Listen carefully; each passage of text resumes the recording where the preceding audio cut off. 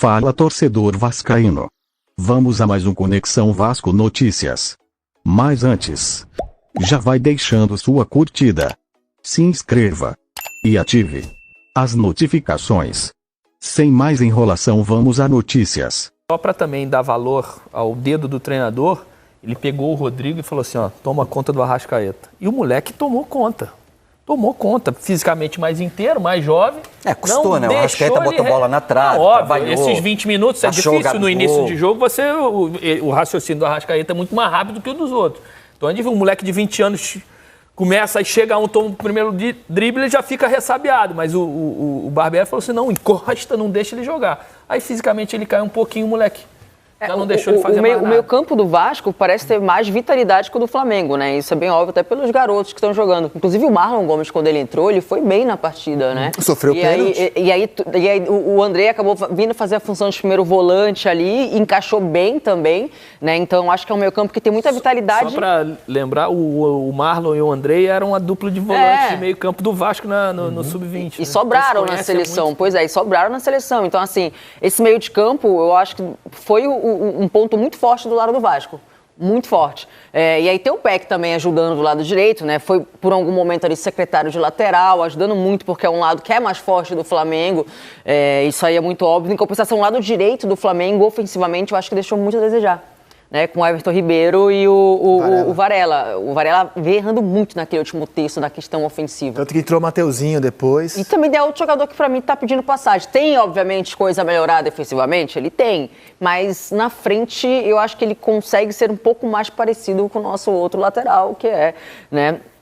Aquele que todo mundo ficava falando, a gente vai sentir falta dele, mas sentir falta e realmente ele tá fazendo muita falta. Isso aí é verdade, porque é um jogador que apoiava muito pelo lado direito. O Rodinei é um jogador que apoiava muito pelo lado direito. E aí o Mateuzinho consegue entregar um pouco mais. Então tem esse lado direito também. O Everton não foi tão bem ontem. E eu acho que fica mais claro cada vez mais que o Vitor Pereira está tentando levar um time pelo lado do campo. Né? Quando ele coloca o Thiago Maia caindo um pouquinho mais pelo lado esquerdo. Mas ainda não tem esse... O Flamengo era um time que jogava muito pelo meio e ele está tentando mudar isso. Mas né? ainda assim, eu confesso que eu esperava que ele fosse mudar a formação inicial da equipe, deixando exatamente o Gabigol um pouquinho mais aberto e mesmo assim ainda foi um jogo mais centralizado. Você esperava ele botar o Gabigol mais aberto? O Cebolinha, por exemplo, pro jogo. Mas aí é o Gabriel por dentro. Mas com aquela liberdade, né? Não como o Pedro ali, jogando com mais liberdade. Porque o Pedro não ia poder jogar. Sim, mas assim... O que você está falando é que ele tiraria alguém de meio campo e abrisse Exato, o Thiago Maia, por exemplo, ou o Gerson ou o Thiago Maia, né? Eu tiraria um dos dois, no caso o Gerson, que é a titularidade hoje é o Vidal e o Thiago Maia. E aí colocaria o Cebolinha pelos lados do campo, que é um jeito que ele gosta de jogar. Eu esperava mais isso dele, não uma coisa mais parecida do que aconteceu no meio da semana. É porque se você começa o jogo com 3 zagueiros, do jeito que o Flamengo começou, com o Thiago Maia jogando pelo lado esquerdo, e abre os 2 laterais para dar amplitude, como os treinadores portugueses adoram falar, quando você abre o campo... Olha, na escalação inicial do Flamengo. Então, quando você bota esses 2 jogadores aprofundados, onde é que você vai colocar o Cebolinha? Para bater no Ayrton Lucas e tirar o corredor do Ayrton Lucas? Vou só ler a escalação, tá? É a segunda vez que ele repete esse esquema, né? Ele fez contra o Del Valle no meio da semana. Santos, aí o Fabrício Bruno, zagueiro pela direita. Davi Luiz, Thiago Maia. Varela e Ayrton Lucas como alas. Gerson e Vidal. Arrascaeta, Everton Ribeiro e Gabriel. Foi o time do Flamengo. E aí ele passa a preencher mais o centro do campo, só que ele não preenche com criatividade, aí como com as normalmente alterações, o Flamengo faz. Com as alterações... Ele colocou o Pablo no lugar do Davi Luiz, o Everton Cebolinha no lugar do Thiago Maia, Mateuzinho no lugar do Varela, o Matheus Gonçalves no lugar do Vidal e o Matheus França no lugar do Everton Ribeiro, que deixou o campo desconfortável, né? Não queria ter saído. A questão é que no primeiro tempo do jogo, eu achei que ele trabalhou de uma forma em que ele segurava o Thiago Maia como terceiro zagueiro e para você ter 2 alas, você precisa ter agressividade. E o Varela não tem essa agressividade. Então, o que ele fazia? O Varela e o Ayrton, eles tinham dupla função. Eles eram ora alas, ora o Ayrton era atacante pela direita e ora o Varela era lateral, atacante pela esquerda e o Varela era lateral pelo lado direito. Ele fazia um encaixe em que ele rodava o time para a direita, que ele encaixava o Varela e adiantava o Ayrton. E aí o Thiago segurava aqui como um lateral mesmo esquerdo. E aí, quando ele queria adiantar um pouquinho o Varela para bater junto com o Piton, ele adiantava o Varela para ser ala e trazia o Ayrton para ser ala. E essa dança,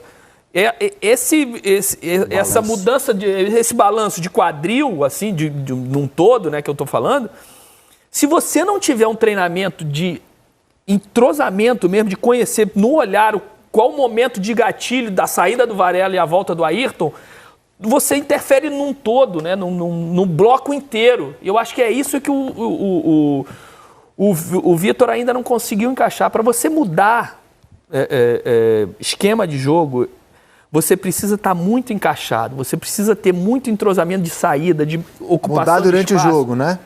E até nos treinamentos, porque ele tem mudado muito durante o jogo. Mas aí é o quê? Falta convicção no trabalho dele. Pô, ele tá tentando arrumar acertar. É isso. Aí ele não consegue arrumar o que estava desarrumado. Aí o que ele pensou, ele joga e... Não deu dessa maneira, vou tentar arrumar de outra maneira. Isso tudo ele vai perdendo o tempo de treinamento. O entrosamento não acontece de uma hora para outra. Agora, é uma característica dele, pelo menos mostrou isso no Corinthians, ser esse treinador inquieto, de mexer muito no time, a cada jogo, durante o jogo, é uma característica dele. E não é algo que esse time do Flamengo esteja habituado a fazer. Fica de 19 para cá. Cara, eu estava pensando sobre isso ontem. Esse time do Flamengo tem como marca a manutenção da equipe até quando está jogando mal, a aposta no talento até o final. Estava pensando sobre a final da Libertadores, por exemplo, de 19. O Flamengo não estava jogando bem. Mas os principais jogadores do Flamengo nunca saem ou nunca saíam. O Everton Ribeiro, o Arrascaeta, o Gabigol, o Bruno Henrique, depois o Pedro no quarteto.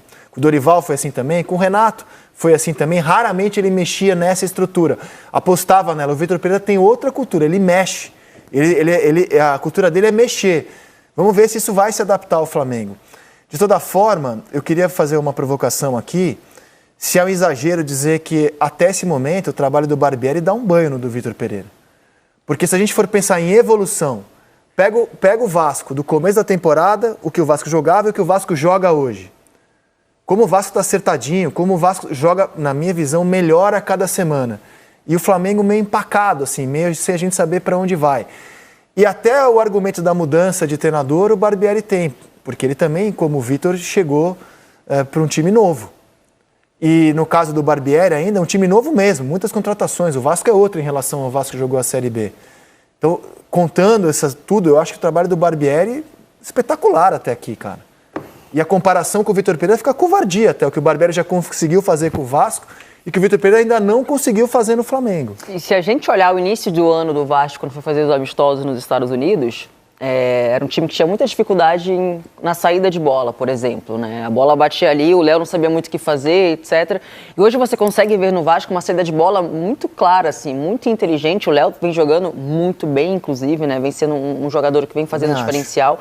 Tem o Piton também, que no Corinthians era um jogador que era 12º ou entrava, nunca foi titular e vem também desempenhando bem. O Mita vem desempenhando bem.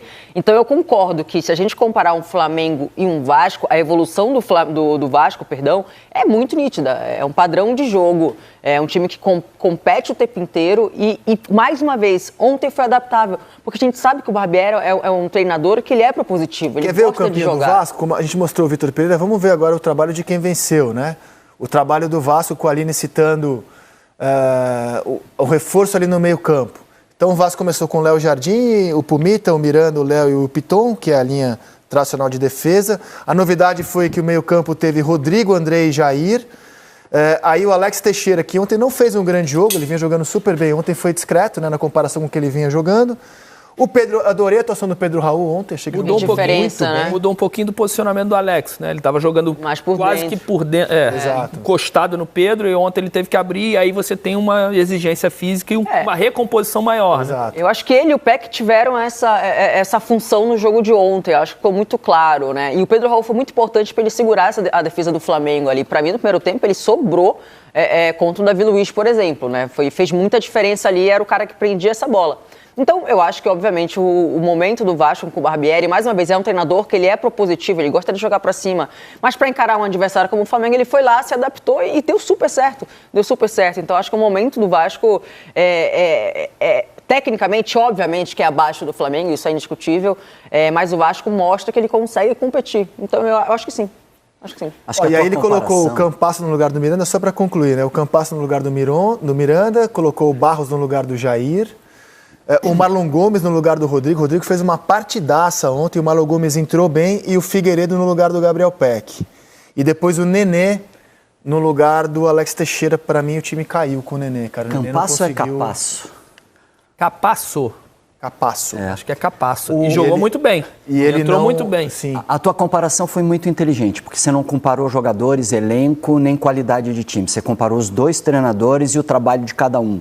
E aí dá para concordar que o Barbieri está à frente nesse momento do Vitor Pereira. Dá um banho no Vitor Pereira. Só que, admitamos, né? Você melhorar o que é bom é muito mais difícil do que você partir da plataforma que o Vasco está partindo.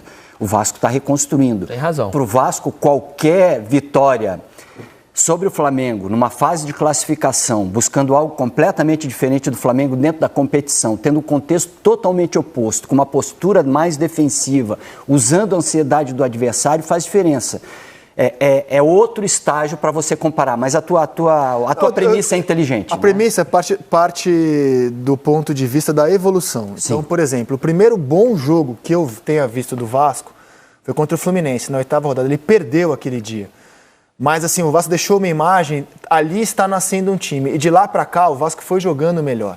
Até chegar no jogo de ontem, que para mim é o melhor do Vasco na temporada, dado o grau de exigência do clássico e o fato de o Vasco enfrentar um time tecnicamente superior. Quando você olha pro Flamengo, essa setinha para cima que eu vejo do Vasco a cada rodada, eu não enxergo no Flamengo. Pelo contrário, eu vejo que o melhor jogo do Flamengo na temporada, aliás, o único grande jogo mesmo do Flamengo na temporada, foi contra o Palmeiras, no dia 28 de janeiro. De lá para cá, eu só vejo o Flamengo caindo.